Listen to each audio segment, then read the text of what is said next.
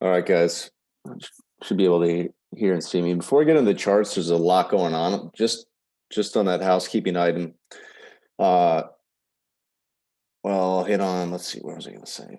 Okay, so if you go to two places, you can go to Jenkins CM. You can go to the homes page to get to the Substack, the new CycleEdge service is going to be. I have it right here on the home page. So you type your email in. And the software is cool. You can subscribe for free, but then it'll ask you if you want to join the monthly, which is $20 a month. If you want to save and pay for the full year, it's $200. So you save a few dollars if you want to do that. But anyway, you can do that, or just go to Substack, search Substack. I don't know if you guys can see that URL. And I think you can search my name or type in the CycleEdge Letter.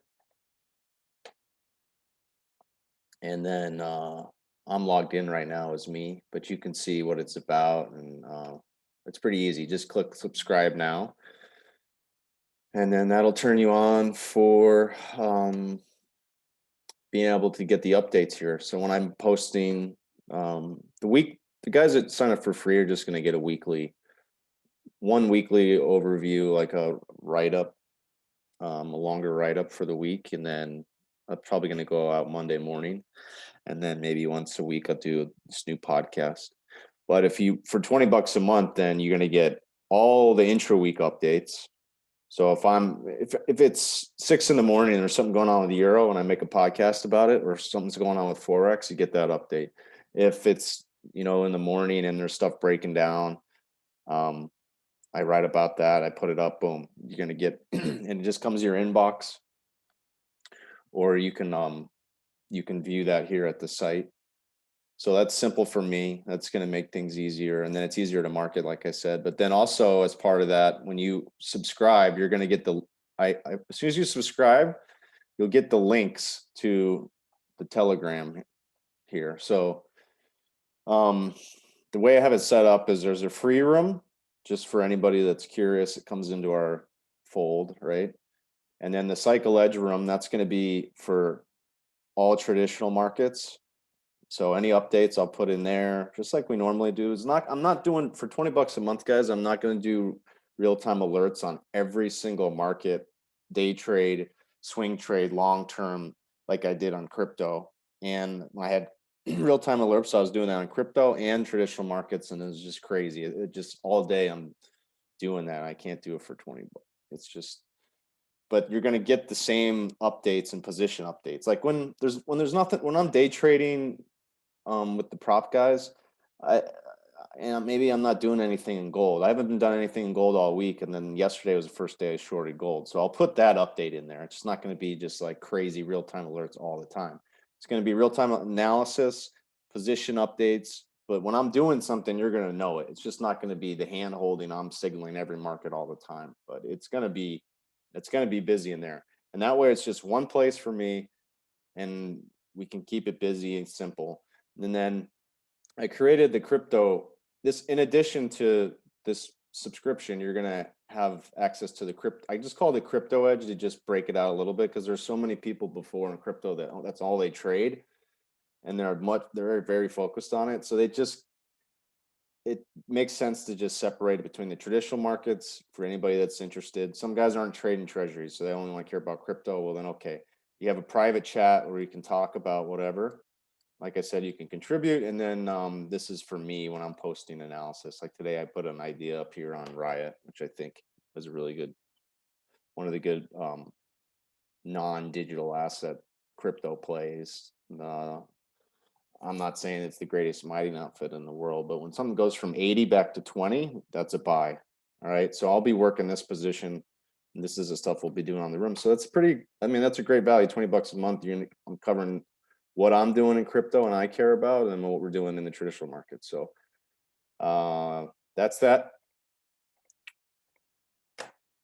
BTC. So let's talk about it. And see, again, before I was just gonna BTC analysis, I was just doing for crypto guys. Now it's going to be included under both. So the CycleEdge membership, I'm tired of like overcomplicating it. So here we go. This is key. This was the prior channel, and you'll notice it was above the 50-day, which is basically marks the middle of the bands. You don't have to be concerned with exactly what the moving average is, but this is a momentous trade. Okay, there's just so much to do here. Good ebb and flow. You always take on new highs.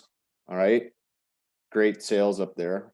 Doesn't mean we came out of everything, but then look, you got a nice drop.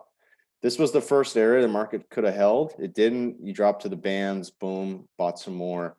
But when you buy here and here, this is a good spot to sell. Right back at a lower high. This is indicative of topping type of patterns, inverse head and shoulders. But now this is what matters on the downside. This is a huge, huge pivot, especially coming off the Elon's news isn't as much. I mean, he was kind of setting the lead for the corporates, and now that he backed off, it kind of, that was good for the space, but it doesn't mean that opinion can change. I mean, he's all over the place, but there's plenty of other corporate money that's coming into the space, including institutional and or companies. So I'm not too concerned about that.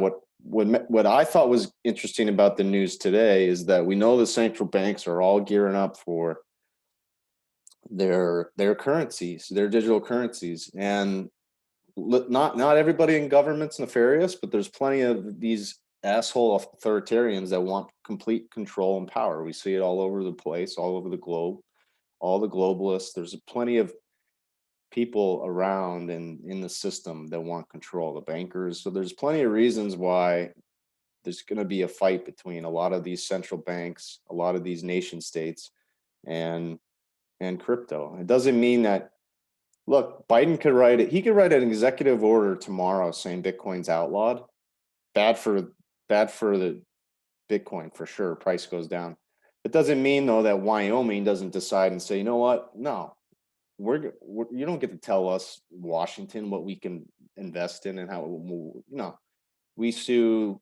We're going to sue the feds. It will create a battle. I'm not saying the U.S. is going to do that, but it is going to be a battle. And so the central banks are already gearing up to try to compete with the Chinese digital currency. I mean, this headline coming out kind of right on a pivot low too is very interesting. So I don't think people are shrugging off that Binance news, like, oh yeah, this is old news. It's not old news. The market went down on it first of all.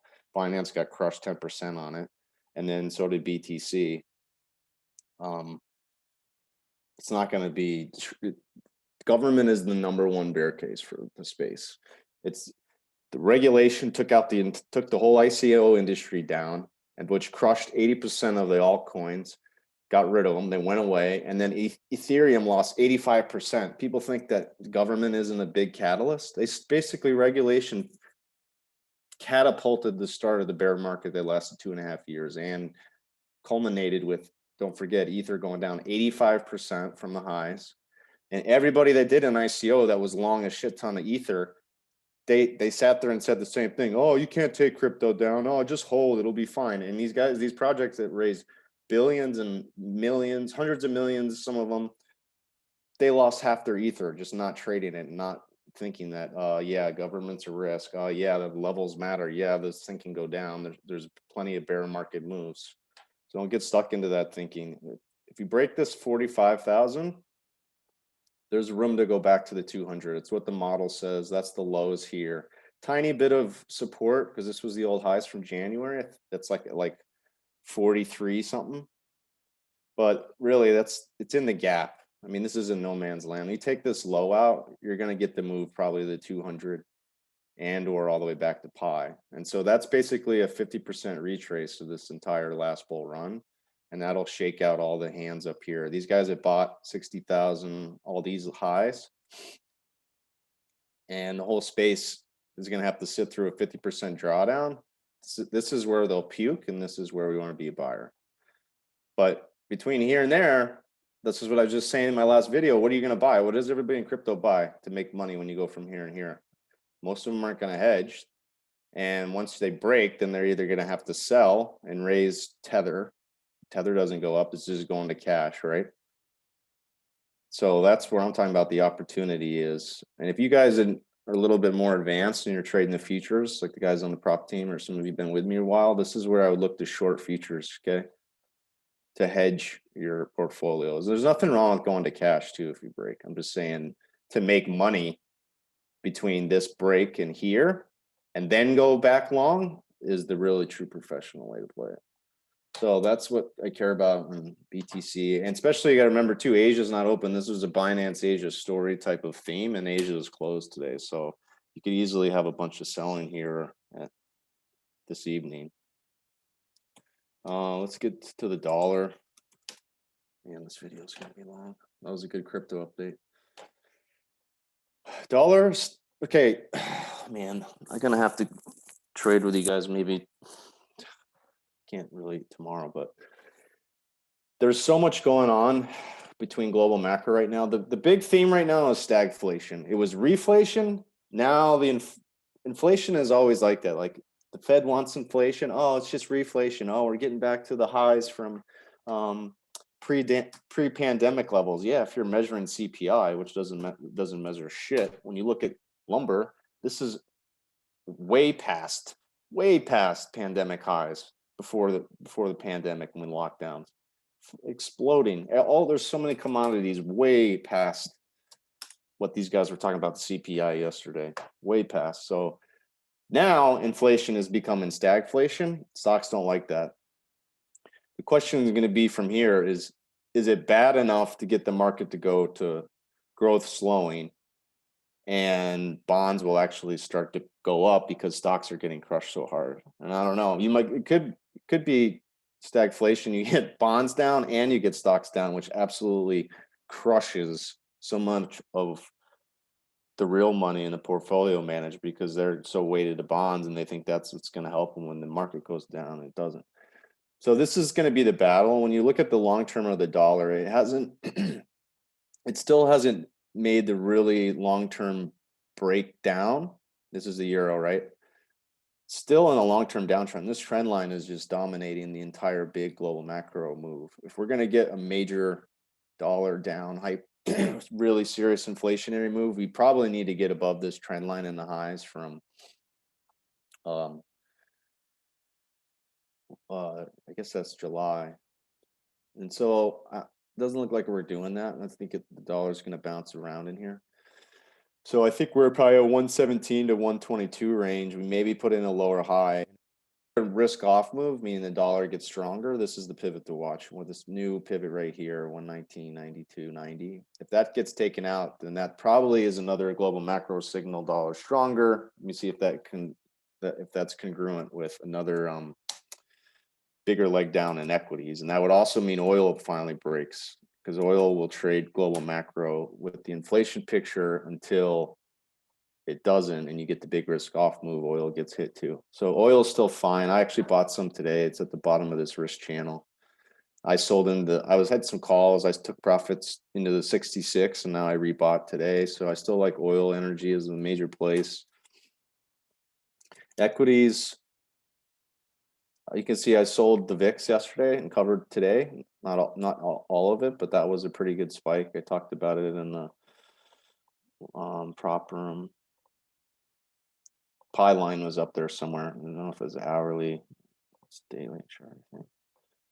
Pi line was right there. I don't know why it's not showing on the daily. Are the futures up maybe? Yeah, there it is on the daily, all right? So that was a good opportunity. But okay, so when you get the VIX, this is what mattered with the VIX. We went from downtrend on the daily level. This was all bullish. Okay. Once we got above the bands here around 2021, that is the intermediate term breakdown. And that's a sign that, okay, maybe we got some room to go higher. So the way to trade that was I was buying the VIX calls in anticipation of a move like this or a move like this, which I took some profit on here. And then I just left those calls on because I was shorting the futures. So I wanted to have a little bit of upside in case we went to 30, 32, 34. Then I was going to come out of my VIX calls, my longer term longs in the VIX, and then I was going to get more short the VIX, the VXXs, the UVXYs, and short more futures up here. And then that's when you get your big trade back down. So point being is that this is the intermediate term break. And now this is the long-term spot. Here's our pi. So this is the first spot that maybe the market was going to hold. It actually lines up really well with like